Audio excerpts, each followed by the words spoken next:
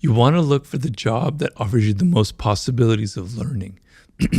So if you're going to go to a florist shop where there's only one other person there, it's like an entrepreneur who started it, and you're going to be like their right-hand man or woman, and you're going to learn, and the pay is half of what you could get at this very fancy. You could be working at the shop at some department store where they'd pay you triple.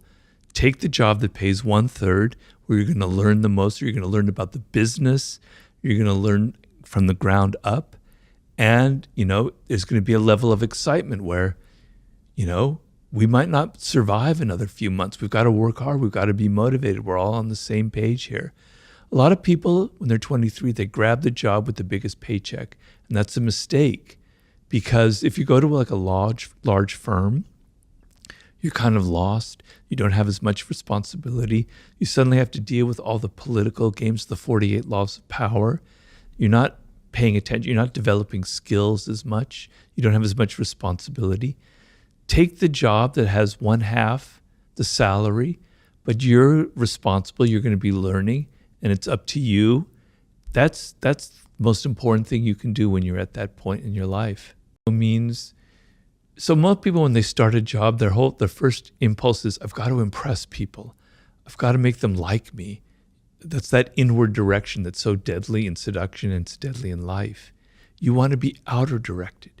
You want to observe the codes and conventions of your field, the social codes, what's acceptable behavior, what's not acceptable behavior, the skills involved, the various heuristics, the various things that you have to learn that create skill.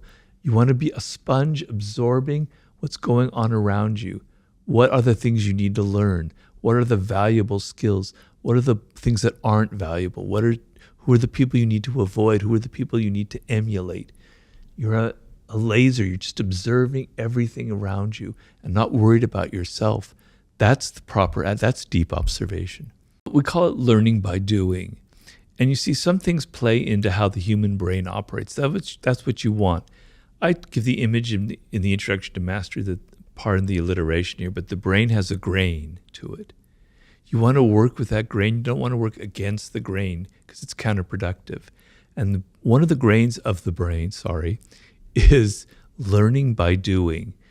When, flashback 300,000 years ago, and we're sitting there, we're making tools out of bones, out of wood, etc.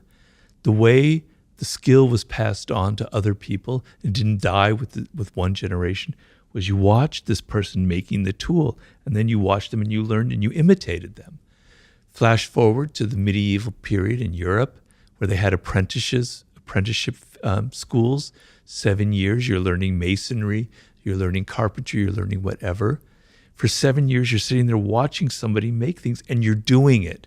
That's how the brain operates. You learn by doing, not by thinking, oh, this is how things are fitted in mortar, with mortars, et cetera, et cetera.